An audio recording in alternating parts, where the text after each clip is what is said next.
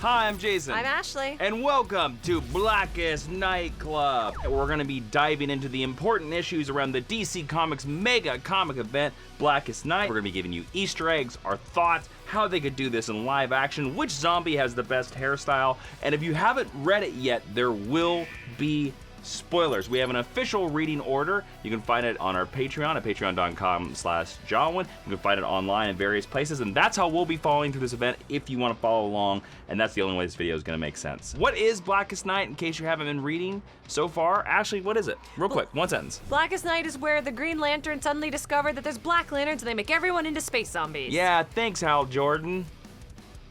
Anyways, today's video will cover Blackest Night number 4, Green Lantern number 47, Green Lantern issue number 48, and Blackest Night number 5. And of course, there will be links to pick up Blackest Night in all its various forms. We prefer the omnibus form. It's very heavy, it's very huge. Here, I'll help you out. Look, it is the Bible of the Black, as I like to call it. The Bible of the Black, I like that. Yes. Anyways, let's go into the first issue. Blackest Night number 4 with a cover date of December 2009. It was written by Jeff Johns, penciled by Yvonne Reese, inked by Auclair Albert and others, colored by Alex Sinclair, lettered by Nick Napolitano. Did I do it right?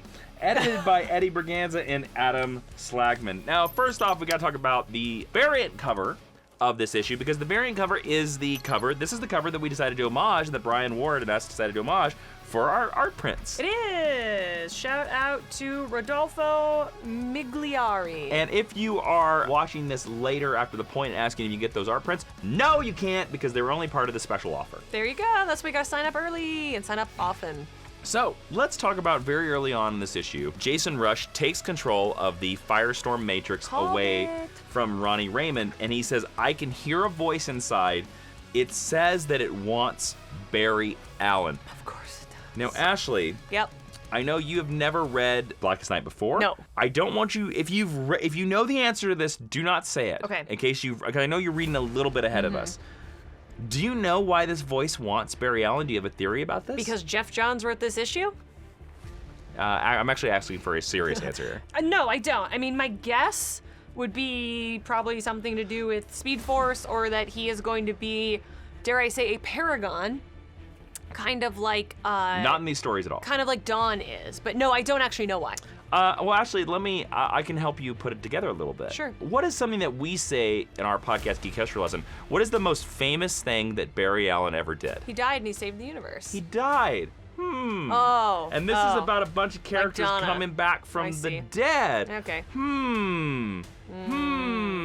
Oh, is that why in Flash that character is gonna show up? Okay. We'll get there. Interesting. Anything you want to say about the beginning of this issue? Anything about like the Ray Palmer, Mara stuff, or the Flash stuff? Mara I love Mara in this. They actually make her really useful without sticking her underwater. I like how they travel through the phone cord. I think that's nonsense and couldn't actually work even by comic book logic, but it's cool to see. I disagree with that. I do take a little bit of umbrage with the speech that Barry gives to Ray and Mara, where he's like, you're Superman and you're Wonder Woman now. Because to me, you're sort of cutting off their importance at the knees, because if you're a superhero in a superhero universe, you must think that you're incredible. And then I really don't like the moment where he leaves and Mara goes, well, if we're Wonder Woman and Superman, then who is he? And Adam goes, he's the Flash. Like the Flash stacks up next to Superman and Wonder. Now to me, I made the Jeff Johns joke earlier, that is the fanboy coming out in the writer. But I like this whole moment with the three of them up until Barry leaves, basically. And I actually really like taking these background characters or these supporting characters and putting them at the forefront, because they are interesting and they are dynamic. Well, I have to say that this is the story that makes Mara important. Jeff Johns' Aquaman run has not happened at this point. No, it has not. But it's coming on the it's tail coming of on the this heel. pretty quickly. It's like 3 years after this. Yeah. But Mara gets an importance because of this storyline. I think the reason why Mara is so important in the Aquaman movie and so important to the Justice League movie and stuff like that is from this story. So Interesting. we can credit that she's not a big player before the story. Tip my hat to Mr. Jones. But I want to go back a couple pages. Sure. Because I want to shout out Black Lantern Azrael. Believe me, boy. I wrote Asbats down. You know how much I love Asbats, and getting to see a Black Lantern Asbats, and the biggest action figure spotlight, or let's say faux pas, is that we didn't get an action figure of Black Lantern Azrael. Truly shocked because Azrael has an awesome / completely ridiculous costume. Yeah, I have an action figure up there, way up in the set somewhere. A lot of the Black Lantern designs are cooler than their original costumes. Yes. I don't know if this one is, but his original costume really lends itself to the creep factor that you want in a Black Lantern Looks costume. scary because Yeah, they make his face look like a skull. I actually think he kind of looks like, I'm gonna forget that character's name from the Batman animated movie. Phantasm. Phantasm, thank you. I actually think he kind of looks like They Phantasm. do look very similar. A lot of that thing is the It's color. yeah, I was gonna say it's the color scheme. Okay, so I want to talk about a character, Ashley, that I don't think you've ever talked about before in your entire life, and that is Damage. I don't know who that is. The Hulk guy? What do you mean by the Hulk guy? Well, Damage is a character. Remember when the New Age of Heroes, Damage was the Hulk guy that DC made? Different Damage. Okay, I'm talking about the real Damage. Nope. So in this storyline, towards the end of the issue, a JSA character called Grant Emerson has died. Grant Emerson is Damage. Now, the reason why I'm going to talk about him is because he is a great 90s legacy character. He was created because of Zero. That's Damage right there. Yeah. He was created by 0 Hour. And by the way, his 90s series, basically his power is to blow up. He can explode. And he has a great 90s series called Damage. It's really good, by the way. You should actually read it. But he is basically the son of Albert Pratt, the original JSA Atom that was raised in a foster family. Now, he is killed in this issue. Now, the reason why he looks quite different in this series comparatively and why he looks like Atom Smasher, because... See, I thought he was Atom Smasher. Well, Atom Smasher is a member of Infinity Inc. He was sort of the ward or the sidekick of Al Pratt. So he knew Damage's father. So he is sort of the secondary son. Now, Grant Emerson, his 90s Damage costume, awesome. But when Jeff Johns took over JSA, he gave Damage a costume inspired by the Golden Age Atom. That's the reason why Nuklon, or Atom Smasher and Damage both look like they look the same, because they look like the original Atom. I like that we see the original Atom here, especially because we're trying to get to Alan Scott for a good portion of this issue, and it's a By really... the way, we have an Atom Smasher action Yes, we figure do. He's on the set. huge. Yeah, he's right there. I love him. He's one of my favorite DC classics. It makes sense that you would try to find the original Green Lantern if you're fighting Green Lantern villains, and it is interesting that Alan Scott explains that his ring isn't working, and therefore he's not as useful against their enemies. Because his as ring they is think based he's on gonna magic. be. Yeah, it's not powered by... I will say this, I don't like that Damage is killed in this issue. Do you think it's cheap? A little bit, yes, a little bit, because, and this is part of the reason why. Remember how we talked about how close Final Crisis is to this event? Yes, yeah. Basically ended in the same exact year. See, the reason why Damage is fully face masked is because in Final Crisis, he is part of the Freedom Fighters. He's the only survivor, and his face and his body are gruesomely burned. Disfigured, yeah. So we just punished this character to punish him again. That's not very nice. And again, I'm gonna tell you, go to Comixology. His original 90s Damage series is good. Yeah. It's really good. Okay. Anyways. And he dies. Sorry. But then the Black Lantern teleports to, guess where? Coast City. Yes. And then actually we get to the final reveal because Flash is drawn to the Black Lantern. Yep. And we get the reveal. We finally meet the person that is behind the black.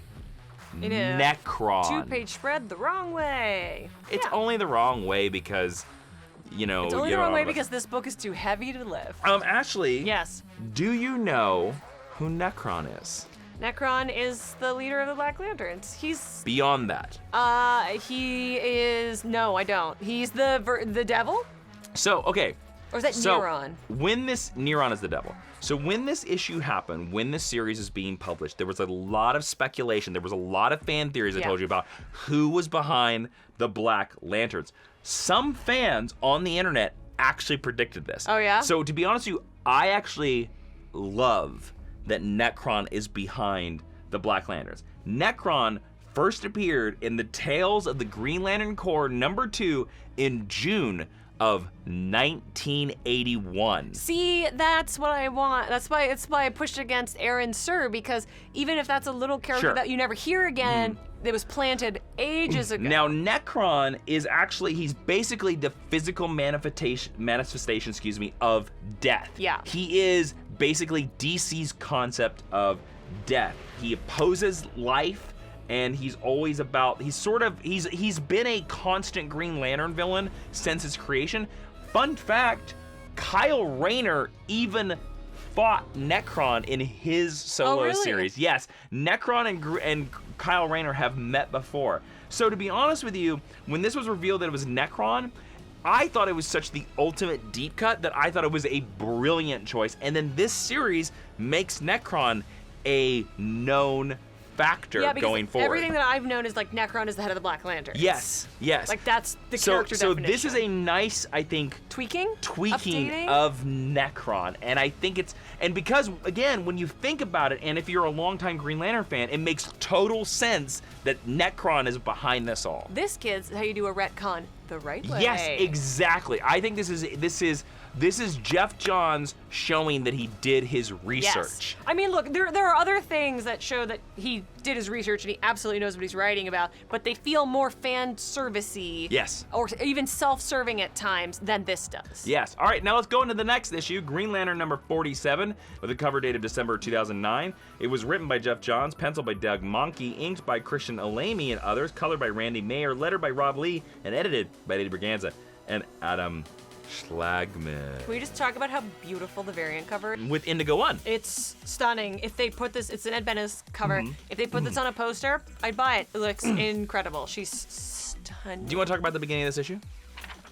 Yes! In the beginning of this issue, oh yeah, this is the Red Lantern issue. I think Red Lanterns are cool. Why do you think Red Lanterns are cool? I don't know. Probably just because they're red. Because you're a big old meanie? Yeah, that's right. I'm a triple Aries, so you got me. She's a big old meanie. I just like all of the Red Lantern characters, and I think they're really interesting. And Atrocitus is like a complete badass. And to see him facing off with these Black Lanterns. Can we talk about why this is important? Sure. Now, these Black Lanterns that show up, remember, if you remember from the Blackest Night, these are all these a are the squad. 4 inversions. Remember, Atrocitus is the 5th inversion. But if you've been reading Green Lantern up to this point, and also I talked about this in Blackest Night Club issue #1, Atrocitus had to kill these 4 to create the Red Lanterns. And they're scary, too. yes, they are supposed to be scary. And these are the ones that put the prophecy in Abin Sur's ear about the Blackest Night. So also, it's very interesting that they try to kill Atrocitus because Atrocitus is so full of rage by pulling his heart out. But he don't have no. Yes. Well, he does have a heart, but he doesn't. It's in his ring. Like he yes, is powered by Red the ring. Lanterns are unique in the Corps that they don't. Their blood is replaced by Red Lantern energy. They're pure rage. So this actually doesn't kill Atrocitus. He does have a heart. They rip his heart out, but he's still okay. It's also crazy that of all of these inversions, that Atrocitus is the most normal looking one, and he still looks like. That's because Atrocitus is the retcon. The rest of the rest of these are pre-existing, and Atrocitus was added to that. And then we continue the Sinestro and his girlfriend storyline Aaron for Sir. a little bit. Yeah, I still don't love her, but we finally get a panel that's almost what I predicted, where everybody using their various color rings starts to fight the Black Lanterns, and you get to see because. A white beam of light, right, when you break it up in a crystal, breaks into all the colors, so then white light can be returned. So as they combine their powers, they're actually kind of able to drive them back for the first time, and we're getting a little sneak peek at how ultimately this event's gonna end. Now, I want to bring up where you brought up the idea that we had never met Aaron before. Yes. And to me, I was like, I thought that was a smart character choice because I've said this many times, and I've said this in Geek History Lesson. In my opinion, this is the greatest Green Lantern run. Yep. This is the greatest Green Lantern run of all time. And the reason why this is the greatest Green Lantern run of all time is because Jeff Johns, I think, does something better than every other Green Lantern run, a Green Lantern character writer has ever done, is that I think he makes Sinestro and Hal Jordan's relationship very real. I think he makes Sinestro a very real person. And it explains why he does all the stuff he does. And it also explains why this guy was also the previous best Green Lantern before Hal Jordan. Now, there are 2 moments in this issue that I think are amazing. Okay. Sinestro gets asked by Aaron at a certain point after he knocks her down. It's the most normal she looks in the entire issue. And she says, has everything you've done up to this point worth losing the only woman you've ever loved? And Sinestro pauses. Yeah. Now, Sinestro is a character of action. Now, Sinestro eventually kills this woman. They blow her up, you know, connection severed. And Hal asks Sinestro, his old best friend in the world, who was that woman to you? And Sinestro goes, no one. He's immediately cold, or nobody is what he says, excuse me. And I think that is that is Sinestro to a T, and I think that is great writing. It reminds me of at the end of James Bond after Vesper Lynd dies. Yep. A bitch. Yeah, the bitch is dead. Like, The that's bitch what is it dead. reminds me of. But It's this very is, cold. But this is a great moment because very quickly our characters shoot off. We get to see to the Blue Lantern world, and then also we get to see Atrocitus meeting Larfleeze at the very end of this issue. Now, to the modern world, we're very used to seeing the different colored cores teaming up, but you have to realize again, for when this was published, for when I was reading this is the first time that Atrocitus meets Larfleeze. This is the first time that Sinestro sees a Blue Lantern. Well, this is the first time they've all been on Odom, I would assume. Yes. And like Glommy is there, my BB is there. So these are big moments. Again, we're unifying. Atrocitus looks like he about to eat Larfleeze when he shows up in this last page splash. And Larfleeze looks like a candle, and I enjoy it very much. Yes. This issue is a lot of setup, including the sort of one scene that we get of John. Of great character moment setups, I think. Absolutely. Yes. But like this is an issue where you're like, oh, the next issue. Yep. We're gonna see some real kick-ass stuff. And we're getting so close to all 7 colors Yeah. being united. Well, I mean, I think with the blues, we've got 5 colors in that one. So with the blues, we have indigo, we have Green Lantern, we have yellow, Star Sapphire, and blue. So we have it's 5. And then we have the other 2 are together, red Yeah. and orange are together. So they're gonna smash real soon. Yep. Now we're going to be moving into Green Lantern Volume 4, number 48, with a cover date of January 2010. It was written by Jeff Johns, penciled by Doug Monkey, inked by Christian Alamy and others, colored by Randy Mayer and others, lettered by Rob Lee, and edited by Eddie Berganza and others. Can I share a fun fact about this issue? Okay.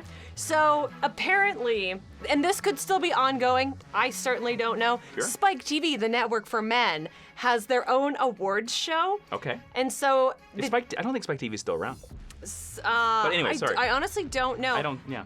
These covers, when they were printed as single issues, were printed with this little blip over them that said the 2009 Spike TV Scream Awards for Best Comic Book Series. I remember those. And I just thought that was so funny because I didn't know that Spike ever did awards. Sure. So this is an award-winning series now. There you go. Well done. I just thought it was really funny. Well done. I wonder if we'll win the Spike TV Awards for Best Patreon exclusive videos. I hope so. Vote below. So, My Sweet Baby's in this issue. who? Glommy. Oh, you mean Glomulus? Yes, my sweet baby angel. Glomulus. All right, anyways. I didn't know if you had him there for a reason. I don't know if you could tell, and this will probably be out of focus, but Adam, if you punch in on this, on the video footage, you can see that he has Orange Lantern pants.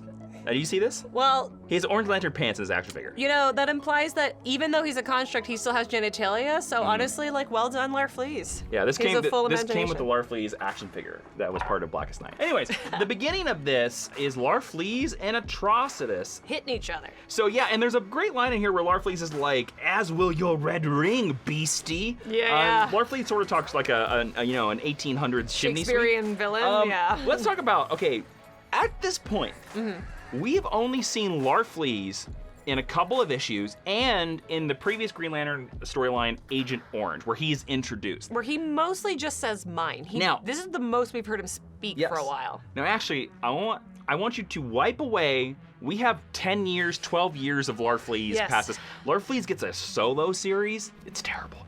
In this storyline, is Larfleeze entertaining or annoying? Oh, dude. And wipe away everything in past the this storyline. storyline, Yes. Larfleeze rocks. Yes. He's great. and so are the Red Lanterns. I like the Red Lanterns. That's why in the art I chose to have the Red Lantern costume. Yep. But in this storyline, they're both, like, Atrocitus is great. Larfleeze is funny. Larfleeze got jokes. Like, I understand why after you read this, you're like, maybe he could I actually would have never greenlit a solo title for him, but I understand why that conversation happened. Yeah. And, like, I enjoyed these two characters interacting in this way, and then I enjoy when they kind of go off with the rest of the chorus. Yes, well, I think it should go to show the power of this storyline. The power of this storyline created such a fervor for all these characters that the Red Lanterns get a solo title, and it's basically Atrocitus' solo book. Yes, DC, please let me write Red Lanterns for you with Jason. Red Please, Lanterns please, should never have a solo please, please, please, I have a great idea, please. And then the rest of the multicolored corps show up and save the two of them from the Black Lanterns, which I think is really cool. And we finally have all of these characters in one spot for the first time in this storyline. Can I tell you two of my favorite moments in this issue? Sure.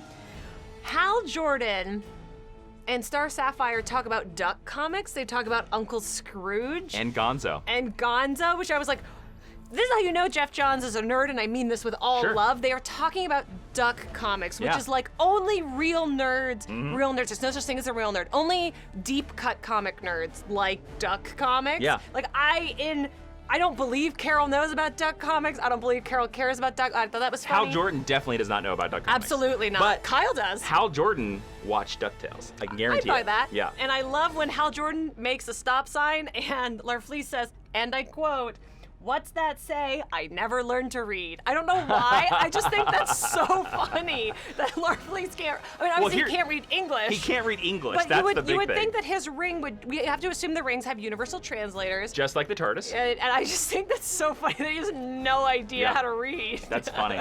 That is funny. Yes, I actually wrote down in my notes too the Uncle Scrooge and Gonzo thing. Thank you. Okay, so but this 2-page spread. Stunning. Whoever No. owns this original Excuse me. art. I'm not talking about the 2-page spread that sorry. Ashley is actually talking about the 2-page spread where Atrocitus attacks Sinestro and Hal Jordan. I love it. That is a tie back to Green Lantern's Secret Origin. I'm talking about stuff way before that. Ooh. During the page of, it doesn't matter if you're on the same page as me. Really. I just wanna see it. The viewers can't tell. I want to see it. I want to see it. I want to talk about that in their conversation with the stop sign and stuff like that, we finally get the connective tissue of this entire event and the connective tissue of Jeff Johns' Green Lantern run, where we learn that the Guardians of the Universe started the War of Light by telling Larfleeze about the Blue Lanterns.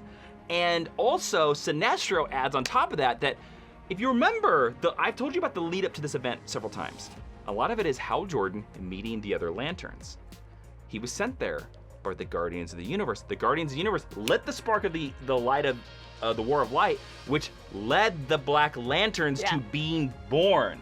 So this is all a machination, which again, I was like, reading that again this time, I was like, oh, here we go. Here is the reason why we've been watching the 5 seasons of Green Lantern to get to this point. Can we just agree that the Guardians are bad at their jobs? That's what I wanted to ask you. And buttheads. All right, Ashley. Yes. Now, Jeff Johns always writes, especially if you know where Jeff Johns' Green Lantern run goes, and again, I will state this, Jeff Johns has written the greatest Green Lantern run of all time. What do you think about the Guardians of the Universe? Now, I want you to wipe away a little bit of Jeff Johns. He likes the Guardians to be evil. Yeah. And he also likes them to be super arrogant. And part of his run, I think, is to point out that the Guardians of the Universe are sort of an outdated concept. Uh-huh. Now, forget that. What do you think of the Guardians of the Universe? Because I will tell you this, I love Ganthet. Yeah, I've never liked the Guardians in any form. I don't like them in the animated series. Do you think they should not be part of the Green Lantern mythos anymore? I don't. And here's my other hot take. Sure. I don't think the Watcher should be part of the Marvel Universe. Oh, Uatu. Oh, okay. Yeah, and I think they serve similar functions. I don't. Maybe it's because I don't. By the way, this will be old hat by the time this video comes out. I think in the Green Lantern season 2, written by Grant Morrison. He's making brand new Guardians. The storyline is called The New Guardians. I don't know what they are yet, but actually, to be honest with you, I'm very interested to see how Grant Morrison updates that concept. Grant Morrison, though, might convince me. Sure. He's convinced me on weirder concepts. I don't like the design of them. I don't like their functionality. I don't like that they only deal with the Green Lantern Corps. I don't know what it is. I can't think critically enough. I've just never cared for them. And the fact that Larfleeze wants one, I'm like, no, girl, you were doing so good without you do not want want. You know, you do not want a little it's blue interesting person. because in the Silver Age and stuff like that in past storylines, the Guardians are sort of like the Time Lords. Like they're sort of like a limitation just to I don't show like up. the Time Lords. To show up and be like, you shouldn't do that, Green Lantern. I guess I don't like any character, who serves to be the principal and call you into the office when you're naughty. But Ganthet is, I mean, hands down the most interesting, the most compelling one. So I understand why you say that you like Ganthet. I also want to bring up Ganthet. It's also the Green Lantern that gave Kyle Rayner his ring. It's true. It's also a cool name. He has the best name. He has a cool like leather jacket back in the cool. He has a Green Lantern like casual jacket. Oh yes. And the stuff like that. Adam, find one and put it on No, screen. don't give Adam more work. But speaking of give Adam more work, there is a nice moment. You know who's the dynamic duo? The dynamic duo award. Jason and Ashley.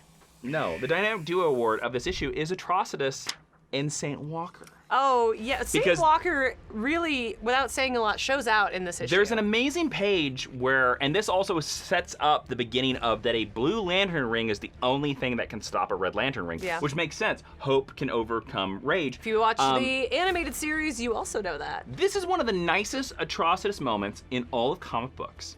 The fact where Saint Walker shows Atrocitus what would have happened. This is Atrocitus' dead wife, by the way. Yeah. Who was murdered by the Manhunters, murdered by the Guardians. And I think it's a nice, we don't get that many moments with Atrocitus where he's nice, besides him being like, I shall murder you. So you know? That's my Atrocitus voice, by the way. It's a pretty good one. We have read these in a very compact way. And this Like, moment, more akin to binge watching. yes, this moment reminds me of Sinestro's moment with Hal, where we see, Sinestro's lost love and all that. But I find it more effective for Atrocitus, and it's because we've had no moments of humanity with him up to this point. And honestly, this might be the most interesting Atrocitus has ever been. I also want to point out at the end of this issue, there's a great moment. Actually, I'd love to hear your thoughts about this. And because I think it's a very well-written character moment. So the end of this issue is basically Sinestro takes control of the situation. And he's like, I'm in charge. He goes to Larfleeze and goes, you're gonna join us or I'm gonna blow up Okara, which is your home planet that we're on right now. And hey, Atrocitus, you're gonna join us because my deal to you is that if you join us now, I will team up with you and we will kill the Green Lantern. And Carol goes, Hal's right here. Yes. And Hal's like, I think that's the point. Yeah. What do you think about that moment? Because to me, again, Jeff Johns, and this is another reason why I say he's the greatest Green Lantern writer of all time, that is such a great Sinestro moment. Jeff Johns loves Sinestro, and Jeff Johns' great strength as a writer is taking weird things from the Silver Age that he loves and probably grew up reading and making them palatable for a modern audience, kind of by like shaking them around. And Sinestro is a big part of that. I love that because it explains a lot about who he is as a character, but you understand what his relationship was like with Hal when he was a Green Lantern. I also love that it leads to the splash page where you get all the lanterns and he goes, we'll bring everything. And Larfleeze is like, well, not everything. Yes, because so they go to Riot, which is the home of the Red Lanterns, and that's what they fought the Black Is it pronounced Riot? Yes. I always said Riot, but that makes more sense. I assume it's Riot because of aggression. Angry, yeah. Yes, but it's R-Y-U-T. UTT. But I always assumed it's Riot. Yeah. That's where they thought the Black Lantern was going to be, and then they're like, oh, we got to find the Black Lantern. Of course, us readers, we already know where the Black Lantern is. Actually, where's the Black Lantern? The main Black Lantern battery. Coast City. Coast City on Earth, baby. Thanks, Hal Jordan. Yeah, thanks a lot. All right, and now we're going to move into the next issue, Blackest Night, number 5. It was cover date of January 2010. As written by Jeff Johns, penciled by Ivan Reis, inked by O'Kara Albert, and more, colored by Alex Sinclair, lettered by Nick Napolitano, I'm never going to get that name, and edited by Evry Berganza. Love you, Nick. Sorry. I know, Nick, you do such amazing work, and I'm sorry. There's actually some really great lettering right on the first page with Ye Olde Book of Oa. There is. But there is some great lettering in the greatest 2-page spread in this entire event, where every lantern in these multicolor corps, although they should be called the New Guardians, we'll get to that more, all say their oaths. Except Larfleeze, who just goes, eh? Because isn't the Green Lantern, or the Orange Lantern oath like, what's mine is mine, and mine is mine, and mine, something like that? No, it's mine. Oh. The entire oath of the Orange Lantern Corps is mine. Love it. They're like the seagulls in Finding Nemo. I'm pretty certain that that's what it is. But no, it's great. So they all power up. And this is, and their power energy, like, this is like my favorite 2-page panel everything. This is my favorite image from this entire event. My like comic creator nerd brain, the thing that I love about this panel and seeing it all laid out like this is all of the weird lanterns who we're not as familiar with around their bubble.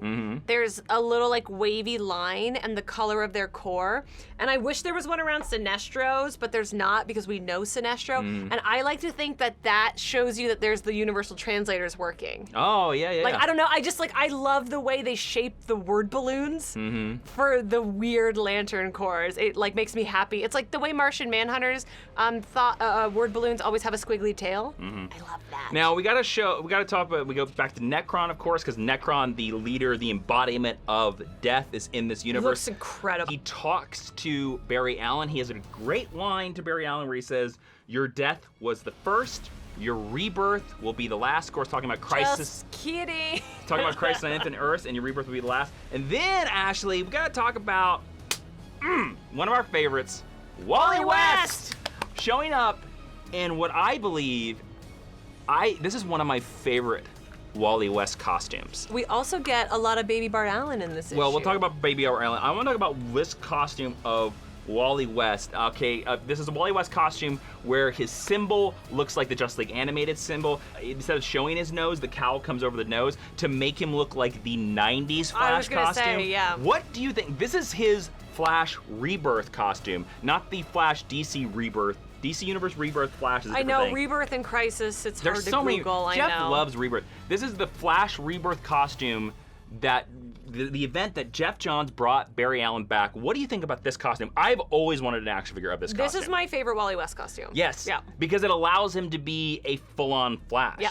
There's a really nice bit of dialogue in here where he's talking to Barry and he's like, you know, you're the Flash and I'm your kid. And he's like, no, you're my Flash. And I like They're the both idea. the Flash. Yeah, I mean, look, like I think Barry Allen should have stayed dead, but I like the idea that if Barry has to come back, Wally gets to remain the Flash. We also get to talk about Wally mentions to Barry that Kyle told him about Necron, Yes, he which does. remember was the storyline I mentioned in our last Blackest Night Club issue. We did also get, the Justice League basically shows up. They look awesome. Bart gets to tell his grandpappy about the connection of what Hope is And doing. He's like, please don't call me Grandpa. Yes, and talks about the white light and how that affects with Dawn, which of course, again, is now you know why I included the Blackest Night Titan series into our series. We also get Mara and Adam shrunk down to a microscopic size, which We'll pays cover off later. We'll cover that when that actually matters, but it Yes. doesn't matter because what I want to talk about is the multicolor core killing Scar. Now, this is a great issue. Again, a lot of great double page spreads because we're finally get our multicolor core teaming up. But the thing that stands out to this again is Sinestro saying, I've been looking forward to this because Sinestro has wanted to kill a Guardian of the Universe For 100 years. Also, I'm gonna give some kudos to Jeff Johns here because I'm going to think that this is foreshadowing. If you know Jeff Johns' entire run and his final issue on Green Lantern, which I think is the greatest ending to the Green Lantern mythos of all time. This line here, without giving you too many spoilers, let's just say Heralds. Let's just say Sinestro might kill some more Guardians. Let's just leave it at that. I think this is foreshadowing. I'm hoping that he knew that where he was going. I also want to say, if people are looking at this second double page spread where they're all attacking Scar, if you want to be a comic book artist, I would really encourage people to look at the proportions. Like, look at the layout. I'm like geeking out about Hal Jordan's foot and the way it's shaped and the size of it. The perspective. Like the forced perspective on here, like the way these two panels are composed is incredible. Incredible. Okay, so then eventually a black ring is born out of Scar, and it resurrects Black Lantern Batman. Which, by the way, the look of Black Lantern Batman is so amazing. I hate it. But do you hate it? No, you like it? it's effective. Yeah, I just don't like it. It looks Scary. so good. They give it extra scallops. The Black Lantern symbol inside the bat symbol looks so amazing. I actually think the way his jaw is sort of unhinged, it reminds me of the Batman vampire stuff from like the Bronze Age. And then he spits out a bunch of black rings that go to a bunch of other people. Now, Sweet baby Ollie. Ashley, what is the baby Bart. connection between all of these people? Oh, they all done been dead. They've all been dead. Yes, I want to quickly go through them briefly. I want to look at, so we have Diana Prince, who died in the John Byrne Wonder Woman run. We have Superman, of course, that died in Superman 75, the very classic death of Superman. Connor Kent. Connor Kent died in Infinite Crisis, also written by Jeff Johns. Bart Allen. Bart Allen was killed in a Flash run that was post-Infinite Crisis by the Rogues. Oliver Queen was killed by Chuck Dixon back in his 90s run. So these are all DC characters that have been killed in Resurrection. And also 2 rings go for Oliver and Barry. Now, Bruce Wayne, his Black Lantern ring blips out. Ashley, do you know why he blips out? No. Because he's not Bruce Wayne. Oh, well, yes. And I believe, again, I'll just cover it right now because I think I might be covering this in the future. It's fine. This is a clone of Bruce Wayne. Yes. So, but I don't know when that's revealed. It's not revealed until Batman Reborn by Grant Morrison. Actually, to be honest with you, I think it's already been revealed at this point. Again, we are dealing with the ramifications of Final Crisis being literally on top of Blackest Night. Yeah. And because Final Crisis was so delayed, Blackest Night takes place in the future of that. So at this point, I believe in Batman and Robin, Dick Grayson had already tried to resurrect the body of Bruce Wayne. And figured out that it wasn't. And figured out that it was a clone, because in Final Crisis, Darkseid cloned Batman to kind of figure out the ultimate thing. Bruce Wayne at this point, his body is actually blipping through time. Yep. So this is not Bruce Wayne, which is the reason why he's not resurrected. But we gotta talk about this awesome, man, this is a issue full of double page spreads of all these sort of living Black Lanterns. They made this literally the cover, the wraparound cover of the 10-year omnibus that we're reading right now. It's that iconic. Yeah, so like, I love all these designs. I think it's really cool, but these are sort of they're sort of living Black Lanterns. They're a little less gross than we tend to think of the Black Lantern. And, except Necron, who's like, "Ugh." And to me, to be honest with you, this was a hell of a cliffhanger.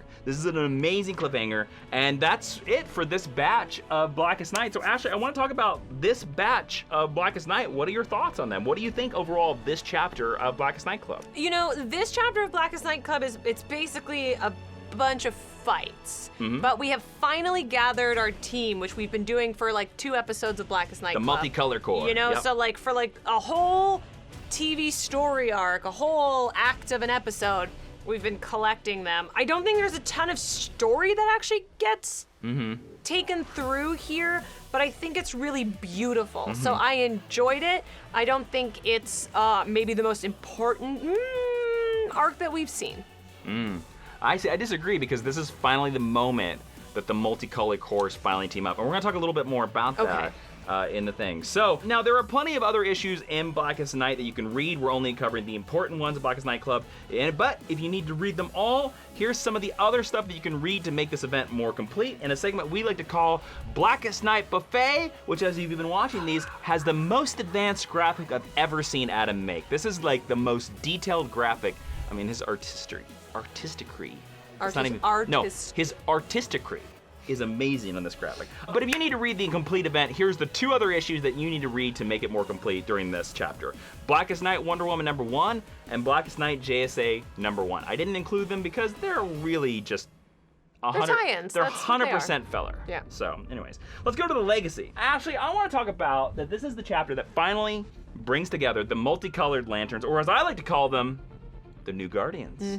I call them the New Guardians because in the New 52, there's a title called Green Lantern New Guardians, where Kyle Rayner teams up with somebody from all the other colored cores.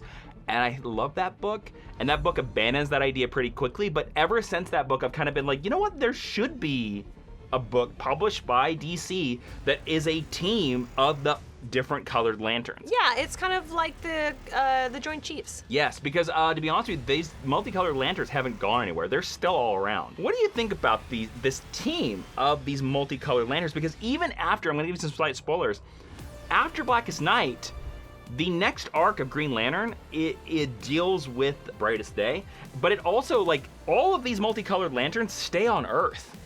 Yeah, I have divergent feelings about the core. Like being together, like one Yes. person from every color. What do you feel about that? So I like the idea of the core, right, and the color spectrum. I think that's so smart, and I can't believe it took until Jeff Johns for someone to go, Roy G. Biv could really be useful, and I could really do something creative with them. The issue that I always come up against, obviously this book being a decade old, Sure. and sort of with hindsight being 2020, is I feel like after Blackest Night, on the whole, generally speaking, this idea is kind of squandered. Fair point.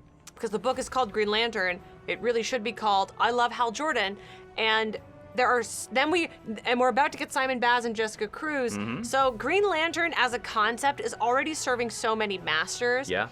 And that's the reason why the additional cores sometimes I feel like get short shrifted. But I love them as an idea. Yep. And I love the way they're utilized in this event. This might be the best thing about this event. Yes, it is. And I think it's unfortunate because we've already proven in these issues that we've read that every one of those characters can be interesting, but they're not all capable of carrying their own titles. No. And I think because Green Lantern Corps and because New Guardians don't exist anymore as they exist for the purpose of this event, they're not used to their fullest potential. And that's a bummer because Say Walker's really cool. Indigo One is really cool. Atrocitus is really cool. Larfleeze is actually interesting. And knowing kind of where they're gonna end up, I think that's a bit sad. Yeah, I agree.